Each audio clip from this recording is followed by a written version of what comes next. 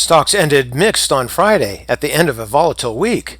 Investors were monitoring a mixed bag of bank earnings and a bigger than expected drop in U.S. retail sales. Although the S&P 500 and Nasdaq closed at the highs of the trading day, the Nasdaq wasn't so sure whether to go up or down. On the other side of the coin, the Dow underperformed, and this was due in part to the big money banks waffling through their earnings. The other part of the funk was the fact that U.S. retail sales missed estimates and fell 1.9% in December. And November wasn't any help, as that month's retail sales were revised downward. Investors this week were also concerned about the Fed, as there are signs key central bank officials are ready to take action to bring inflation down. Statements from the Fed officials are that as soon as asset purchases are terminated, which is March, we may expect interest rate hikes. So it could be a wild ride.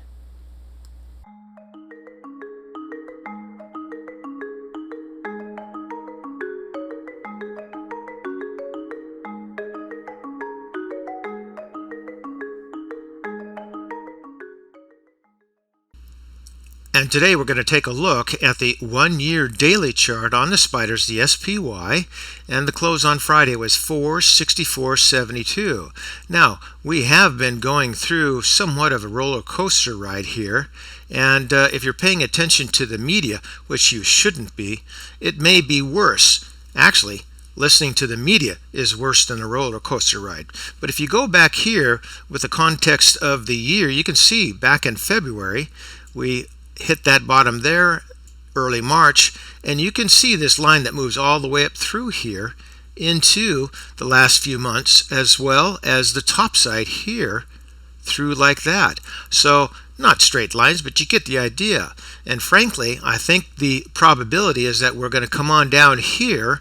We may go below this line I've drawn, but that doesn't mean anything. But if we do, I think we're still going to bottom and base, and in time head back up. Let's take a look at the oscillators. Here you can see the oscillation in the volume. Up and down, that roller coaster ride, up, and we're coming on down. But what you can also see is a general downward trending line in the volume. Things are going to calm down. Into the MAC, you can also see somewhat the same thing. We had this peak here. We're heading on down, but this fast line here is still above zero, still has strength, and I think it's going to bottom and base, hopefully within reasonable reach of that zero line. I don't think we're going to go as far as we did in October. I think we'll come down here to the zero line, perhaps a little bit below. And if you look at the other oscillators, I think they show the same thing. The histogram is improving, as you can see there. Moving into the price rate of change, that is also improving through here. So we actually have kind of a flag or pendant or wedge. I think we're going to come on down here, and I think we're going to head back on up, and I think the next move is going to break through that trend line into the relative strength index, the same downward trend you see here. Now, again, this is near the 50 line, and that means we still have plenty of strength. We have a wedge again created through here, so I think we're going to perhaps move sideways through the trend and through that triangle to the pinch point, and up we go.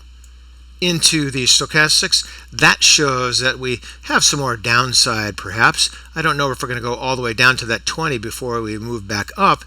It's a possibility. I don't think it's the probability, but it's also, again, something we need to keep in mind. Same thing here from December, moving on up there. Things are improving. So very interesting oscillators moving on through here, particularly that RSI. I like that wedge with a move in a sideways fashion. I think it gets that pinch point, and I think we head on up. Kind of see the same thing there again in the price rate of change, definitely improving once again in the histogram, and then the MAC.